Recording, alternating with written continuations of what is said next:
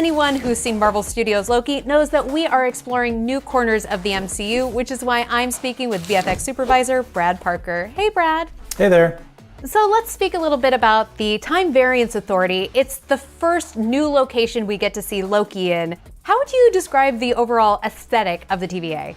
Well, the TVA has this really cool sort of retro-futuristic look to it. There are elements of sort of analog technology and early 1980s digital technology mixed with a few technologies that are very much from the future. So that's sort of mashed together into this very unique aesthetic, but has this kind of patina of being something that may have happened in the past, even though the size, scope, and scale of it feels like it must be in the future. It really is appropriately a timeless look, and you can really see that in the expanse at the TVA. How do you take actors and put them into a shot like that? Everything beyond the window that Loki and Mobius are standing in front of was created digitally.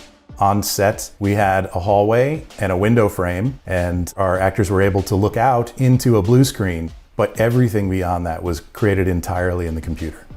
So then, once you have all of those elements, how do you build out the expanse with your team? So building something like the expanse takes a lot of artists building a lot of individual elements. That can run anywhere from the basic architecture, meaning the sort of columns and posts and walls that comprise the structures inside the expanse, but also atmospheric effects like clouds and fog and little vehicles flying around. An insane amount of detail goes into creating something like the expanse. Another place that we see that immense detail is at the archives at the TVA. What kind of work goes into filling out that space? Yeah, so the archives are really interesting. Production actually filmed in a real hotel in Atlanta, and the archives were sort of an extension of that. So that's a good example of digital set extensions where we started with a real place, but the real place wasn't as large and it didn't create this kind of infinite archive feel. But it did give us a really good guide as to what the architecture would be and what sort of the palette of the space would be. So we were able to kind of riff off of that and build something much larger, much more infinite looking, based on that kind of real world practical photography. And that's something that I would add is that when you're able to mix real places with visual effects, the results are often very, very believable. It's a great way to work. So could you talk us through the layers that pull together that whole shot? When we're creating a digital set extension, we'll get what's called a plate. And a plate is basically the photography with no visual effects. And we'll match the lens. So anything that we build digitally looks like it was photographed by the cinematographer. The next step would be to add a 3D model that represents the architecture and details. Things like, all the books on the bookshelves, for example. All of those details are combined together into a shot that's then composited. Absolutely incredible. But now let's fast forward to the end of the series where we go on this epic journey to the Citadel. What goes into bringing that kind of sequence to life?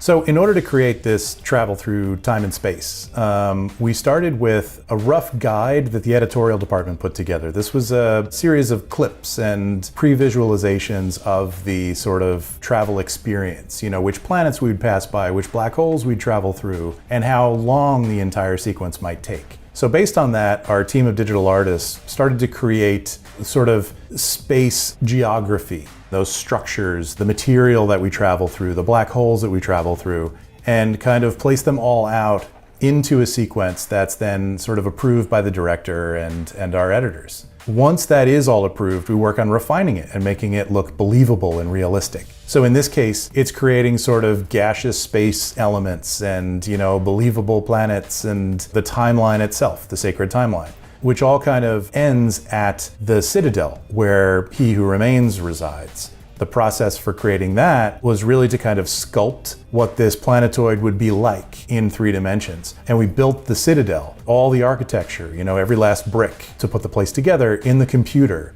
and place that on top of the Citadel. And that was a sort of creation that was based on some conceptual art that was drawn by a very talented artist. And our team of digital artists kind of built that or realized it in 3D.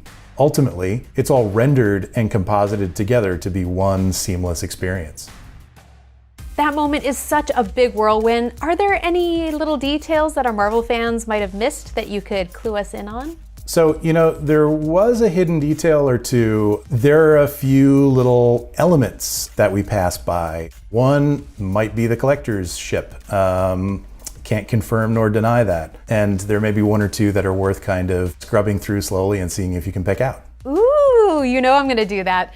Now, as you look back at the conclusion of this epic series, what are you most proud of?